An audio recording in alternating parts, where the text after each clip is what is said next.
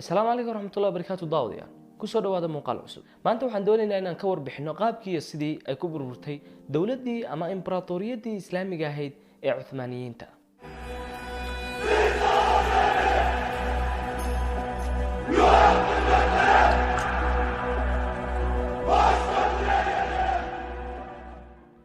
dawladda Cuthmaaniyiinta waa mid ka mid ah dawladihii ugu awoodda badnaa ee soo maray taariikhda islaamka waxaana dawladdan la aasaasay 1299 waxa dawladdan aasaasay Uthman bin Ardaqal kadib markii uu ku dhawaaqay inuu gabi ahaanba ka go'ay dawladdii Saljuuqiyiinta ama dawladdii Salaajiqada la oran jiray oo waqtigaasi tamar daraysay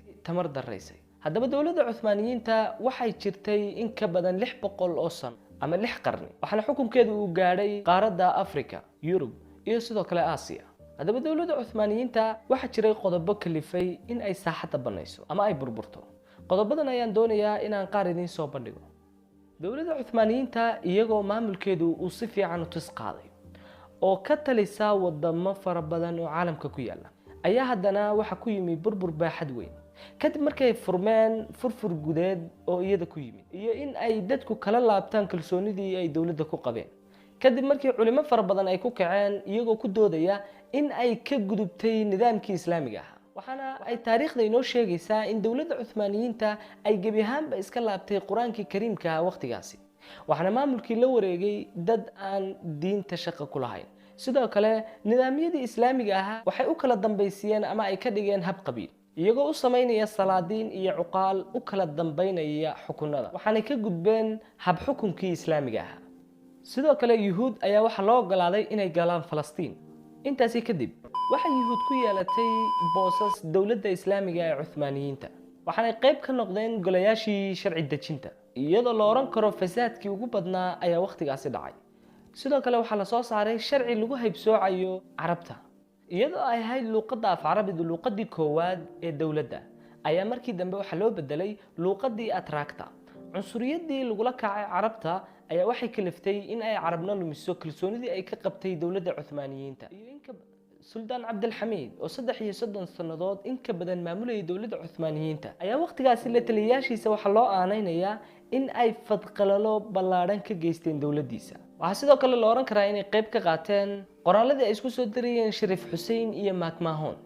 qoraaladan ayaa nuqullo ka mid ah waxay xusayeen in ay heshiisyo sir wada gaadheen Ingiriiska iyo Sharif Hussein waxa loo magacaabay inuu noqdo wakiilka guud ee carabta waxaana ka mid ah heshiisyadii ay gaadheen Macmahon iyo Sharif Hussein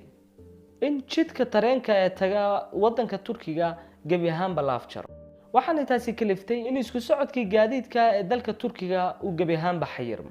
sidaas awgeed waxa abuurmay xarakooyin diineed iyo xarakooyin cirqi oo carabta gudaheeda ah